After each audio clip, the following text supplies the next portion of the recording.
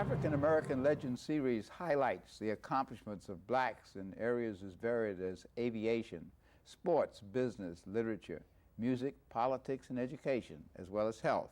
We will explore how African Americans have succeeded in areas where they'd been previously excluded because of segregation, racism, and lack of opportunity. I'm your host, Dr. Roscoe C. Brown, Jr., and joining us on today's program is Ziba Kashef and Dr. Alpha Alexander. Ziba is with Essence magazine, and Dr. Alexander is head of health and sports and fitness for the YWCA of the U.S.A. And recently, the YWCA and Essence magazine collaborated on a survey of Essence readers in terms of the health and fitness of their readers. Now, Ziba, what did you find when you did this survey? Okay, nearly 2,500 readers responded to a questionnaire we ran in the August 1998 issue of the magazine. And we found three key findings. First, very good news, a majority, 64%, say they're working out regularly, and we were very excited to hear that. And of those, most were working out 3 days a week, at least 20 minutes or more, as recommended by doctors. So that was just wonderful news, because a lot of general surveys have suggested that black women, or most black women, are not working out. So that's the first finding. Second, which didn't surprise us as much, was the fact that they prefer to work out at home or outdoors, which I think speaks to the cost of health clubs and really should inform what we talk about in terms of the advice we give women, how they can fit exercise into their lives. So, and the third finding, unfortunately, we found that we asked about body image, and a high percentage, 43%, said they weren't satisfied with their body image, which shouldn't be surprising because a majority of black women are overweight, and that number is growing. So although that's not great news, it is good news in the sense that the two are linked. Exercise can really help with body image, shaping the body and making women feel more confident. So those are the three major findings. Well, Essence and the YW should be congratulated on doing this survey. However, when you said that 64% said they exercise regularly, I thought to myself, they lie. Basically, you have a selected sample. Obviously, the people who are most inclined to answer are the people who are doing something.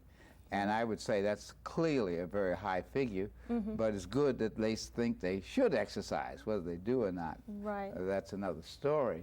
But behind this, Alpha, there are some other things about health and fitness, particularly as related to African American women, and I would say, in a sense, African American men, that you should pick up on. For example, they talked about like not particularly wanting to go to a health club, liking to walk, liking to do aerobics, although aerobics are probably in some ways sometimes better than a health club. What does this say to the YWCA? You folks have health programs, and sometimes you charge a lot of money for them, and you encourage young women to get involved in this, and other women. What does this say? They 64% claim they exercise regularly, but they don't go to health clubs. Let's say it's not 64, let's say it's 44%. What does this say? Well, I think it's extremely important that we did this collaboration with Essence magazine. What it does say, nonprofit organizations such as the YWCA of the U.S.A., a lot of people look to us for leadership of women in this country and fitness. Even though we do have health clubs or programs throughout our YWCAs, we do make it affordable to the mass majority in this country. I think what it did point out was the need to recognize some of the issues surrounding women in fitness. And safety is an issue. Walking is important, we found out. Working out at home is not so bad. Maybe you might want to come to the YWCA to learn how to conduct the exercise on the treadmill and then actually go back home and purchase it itself. So I think it really pointed out, particularly for this population, that maybe they did lie or they didn't lie, but it was necessary to point out that that's readership, they exercise, and that's a good thing. It also points out in terms of this country that there are still serious health issues for African American women. And I live up in Harlem, and I see every day some women walking around, they're 300, 400 pounds. You could tell in terms of their sedentary lifestyle. I've been myself to Copeland's this past week 3 times, but eating a lot of soul food, and there's, you know, hypertension, heart disease, and cancer. So really taking notice in terms of trying to do some preventative work is extremely important. Ziba, Essence magazine really should be complimented for taking on this task. I know they have a very fine section on health and fitness, and they are concerned about both the physical and the mental and emotional health of African American women.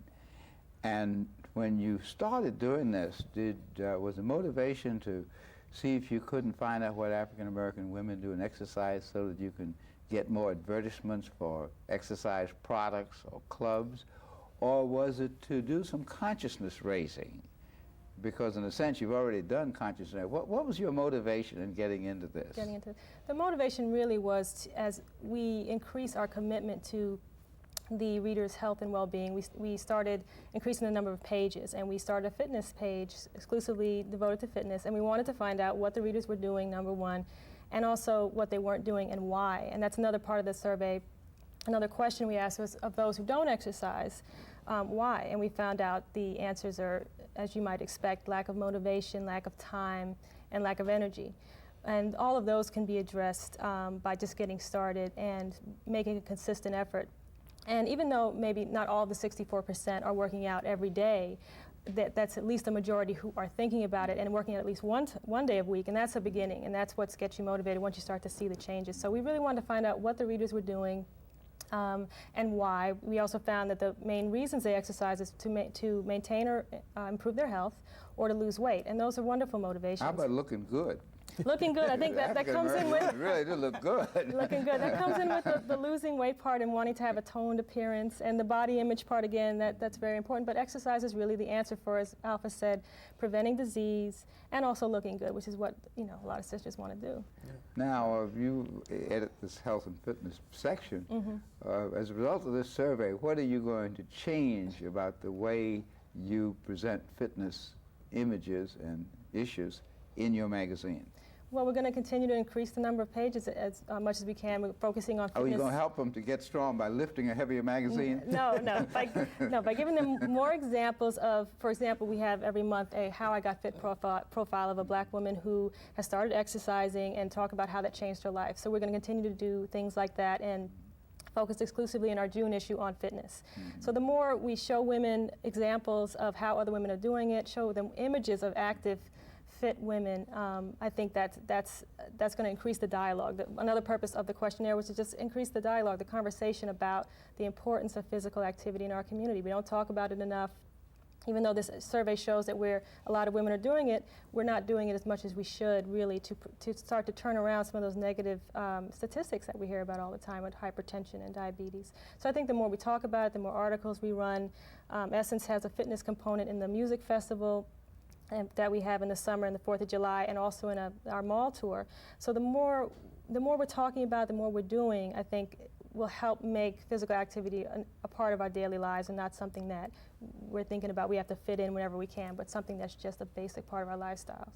Well, Alpha, I know that you are trained in health and physical education, and you know a lot about fitness. You serve on the Olympic Committee, etc. But one of the things that has interested me recently is this obsession about weight. They're concerned about the TV stars like Ally McBeal, who are skinny as a rail, and say that they have some eating disorder. And then they're concerned about some of the African American women in particular who are very obese. And then they are concerned about women athletes who they say are pumping up steroids in order to be strong. What does this say? You're a specialist in health and fitness. First of all, how important is weight?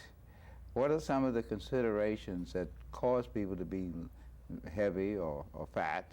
Right. And what are some of the lifestyle issues that need to be addressed in regard to that? Well, I have to say, in terms, and Ziba and I have often talked about this, the perception in the media and the research reports that are out there in terms of African American women and weight, there's this skewed view that African American women, and the majority in terms of their self-concept, they feel comfortable with that.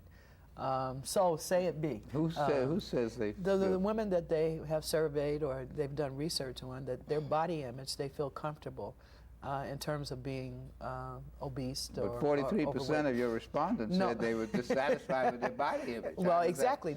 That's the point. But I think some of the issues that look at that is in terms of their self-esteem, in terms of their lifestyle, sedentary, behavior, in terms of their diet, nutritional aspects, things that African American women really seriously need to take a look at that. In terms of really onset early of disease, such as we talked about, whether or not it's hypertension, whether or not it's some of the cancer issues, heart disease or lung disease. So, the perception and the stuff that has been written out there so far, the image is to portray that African American women feel comfortable with being overweight. Well, how does that relate to so many of the very slim rock stars, the Lauryn Hills of the world? You see both ends of this, and the question I'm asking is really one that deals with, is there a genetic component, or is it a lifestyle component, or how do the two interact? I think it's because many of these folks who now are very heavy weren't very heavy when they were in school. Talk about that. My image keeps coming to my mind as Aretha Franklin. But what happens is it's a combination of both, your genetic makeup as well as in terms of your lifestyle.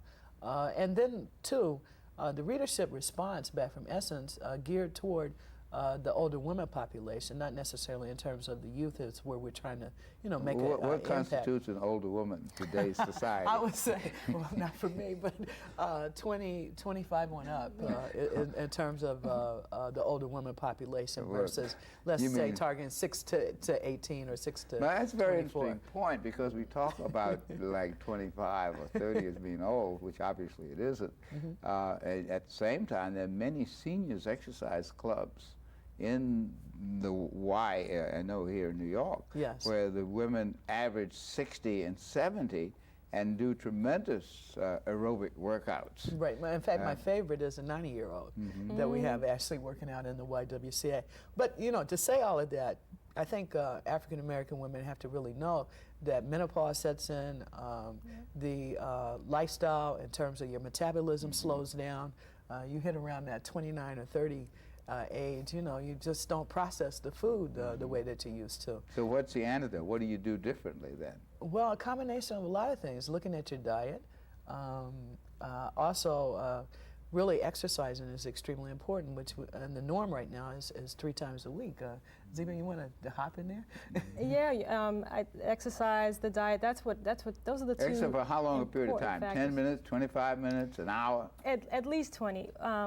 At least 20 or to 30 minutes most days of the week is what the experts are saying now. But at the same time, they're also finding that breaking that exercise up throughout the day can be just as effective in terms of disease prevention. So someone might do 10 minutes. Major research organizations, Centers for Disease Control. And they're really... I think that's misinformation. I really don't think you should say... Basically what they're saying is that people who are active tend to live longer and not have as many of these diseases, but to say they break it up. No, it's not saying that they break it up, but saying that it's really a mindset that you be active all day. And now, how do you do that? As I was saying, you can start out in the morning doing 10, 15 minutes of a video, take a walk at lunch, come home and roughhouse with the kids or dance with your husband. I think it's really about thinking all the time about how can I be more active. And some women stop, park farther away from their jobs or get off the subway a little bit earlier just to get that walk in. And that's really speaking to some of the lack of time issue that women are really concerned about. Busy, single mothers, they don't necessarily have the time to go to a gym for an hour and then come home and cook and do these things after work. So that mindset of getting in all day. But of course, for it to maximize the benefits, you really do need to be working out at least for half an hour and keep increasing that as you... What kind of workout would you suggest? I think aerobic or anaerobic? Aerobic, of course, is important for working the heart and strengthening the heart and protecting the muscles and bones. Of course, weight training and stretching are two components that people often forget that are really important, especially as you're getting older. Because you're losing muscle mass, you're losing bone. Walking is the number one. It's the most popular activity. It's easy, it's low cost. You can do it on a treadmill, do it outside. It works all the major muscle groups. That's one terrific exercise that women can take up, and it's very popular with black women. But any type of exercise, you could be doing a video, you could be taking an African dance class, or even yoga, some alternative exercise if you don't like really high impact exercise. There's so much people can do. Well, a lot of it, though, does relate to the job. See, we were talking earlier about the extended life expectancy. Around the 1920s, it was something on the order of 50-something for African-American women and 60-something for Caucasian women. Now it's like 79 for Caucasian women and 76 for African-American women. And that's largely due to the decline in communicable disease. But we do have these lifestyle diseases, and generally when people talk about extending life expectancy, they talk about exercise, diet, and lifestyle. Now, what are some of the lifestyle issues that you stress in the YWCA? Well, I think it's really important. The YWCA's mission is empowerment of women. And so lifestyle changes sometimes is the empowerment of the individual itself. And so we try to encourage women to take control. Stress is a very, very big issue in terms of some of the lifestyle issues that we do. Taking out time for yourself, whether or not it's sitting down just to read the Essence article, for 5 or 15 minutes. I think another issue I wanted to point out, most people think, oh, well, we walk just to be walking. That's not true. What you really want to strive to do is to walk to try to hit your target heart rate. And a lot of people, and I've known some professional African-American women, oh, Alpha, I walk. But it's like, well, have you ever heard of the target heart rate? And they don't know that. What is the target maybe that's heart what they rate? want to work for. It's the point where you reach in terms of exercise, that you really get the heart working out. Well, how do you know that? How can you find well, that there's out? a certain formula, Dr. Brown, on that you have to do. But It's I mean, based on you have timing listeners, and they may not have taken exercise physiology like you. Right. The average heart rate somewhere between 70 and 80, Right. and you want to get it up to over 100. Is that the idea? That You're is working correct. toward? And you can actually, if you contact me at my office, I'll be able to give you the correct formula, because I wasn't prepared today for that. But the timing of it, you time your heartbeat at resting stage, then you exercise, and then you time it afterwards, and it really determines where your personal target heart rate you want to reach. See, that's so an feel free to article call for that. Essence magazine. You Hey, ought to put you're that giving me target heart ideas. rate in your next story. We'll have to talk about that. But you missed two of the main lifestyle situations that cause people to have disease and die early, and you know what they are. Right. Smoking and drinking. and drinking. Yes, Alcohol that and is true. tobacco. That is true. And also I think too, your diet is extremely important. When you look That's about right. that. Exercise, diet, and lifestyle, which includes particularly avoiding excess alcohol and tobacco. Yes, that's You put correct. those things together. Now we have people motivated. That's listening to you too. As Chairman Mao used to say, the journey of 1,000 miles begins with the first step. What's the first step, Ziba? The first step is to make an appointment in your date book every day for exercise. That you have to make it as important as every other appointment, every other activity in your life. That's the first step. And I think the important thing for people to remember is consistency. So even if you're only doing 3 days a week, if you do that every week, you'll begin to see results, and it'll begin to make a change in your life. So I think that getting started, if you haven't already started, doing it consistently, having fun with it, get your family involved. That is very key, especially in the black community. A lot of our children are obese, and they're not active because there aren't as many PE classes as when I was growing up. So doing it with your family on the weekends, getting the elderly relatives involved to make it a family affair. So it's not something that we have to try to figure out how do we get this into our day, but it's already a part of our lifestyle. Well, that's part of the first step. Yeah. What's the other part of the first step in terms of getting your body fit? We talked about the three issues, exercise, diet, and lifestyle. Right. What about beginning to change the way you eat tomorrow? Oh, of course, that's key, and that's something that Essence addresses also. In the recipes that we run every month, they're low fat and they're low in salt, and they also provide analysis to tell you how many calories, how much fat is in each recipe. So there are ways to eat the way that we like to eat the food we like to eat, but to do it in a low-fat way. So that's key. And when we're talking about disease prevention, the two major causes of cancer deaths are diet and smoking. Diet is very important. So to start changing, eating a high-fiber, high vegetable and fruit diet, and getting out some of the fat. Well, that really means goodbye to ham hocks. And well, ribs, and a few other things. Well, of course, you could obviously do any of these things at various occasions, but the real issue is how do you mobilize people. Now, going to the self-image thing, there's been a lot of research about the self-image, body image, how people feel about their bodies. And it's related to athletics, it's related to music, dance, and so on. What would you suggest, other than some of the things that Ziba's already talked about, to help women address, African American and other women, address the whole body image thing?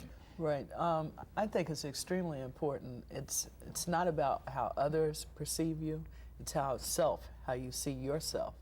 And that's extremely important. Part of that empowerment of the individual itself, you feel better spiritually, you feel better physically.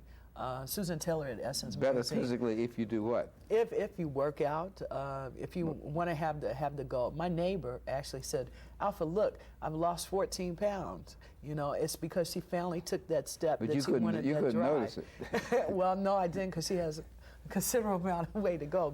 But see, that's really what I'm but it's dealing self. with. It's how the self feels.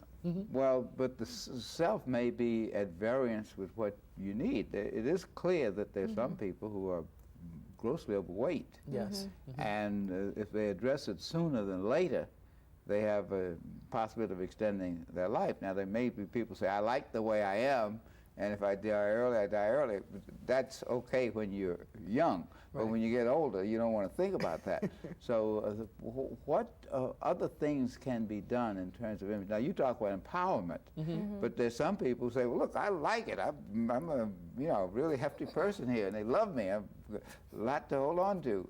But how do you deal with that? I know you have to deal with that in your business. Well, what you try to do in terms of knowledge is a powerful thing. Education is a very powerful thing.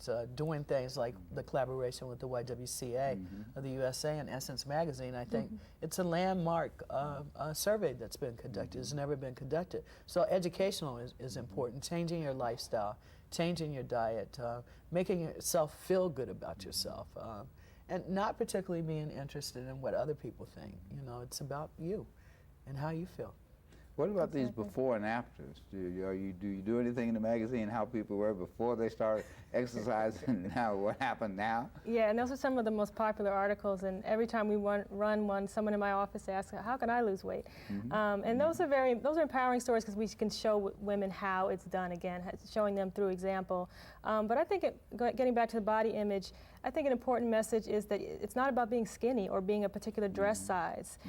If you are grossly overweight, you can lose 10, 20 pounds, and that does have an effect. So if people don't focus as much, again, on what other people think, what the image is out there in the culture, but focus on how they're feeling, whether they have energy, whether they can get up a flight of stairs without puffing and puffing, that's more important than how you actually look. I think it's great that African American women we're more accepting of different sizes and shapes, and that's positive, that's not a bad thing. But we do need to get active and to start changing our diet. Cut down on tobacco, like you said, but that doesn't necessarily mean being skinny, and I think that's the perception out there. Being thin doesn't necessarily mean being fit. That is true. In the whole area of body typing, what's called somatotyping, they have what's called the ectomorph, which is very lean, the mesomorph, which is very muscular, and the endomorph, which tends to be more fat. And most people are a combination of those.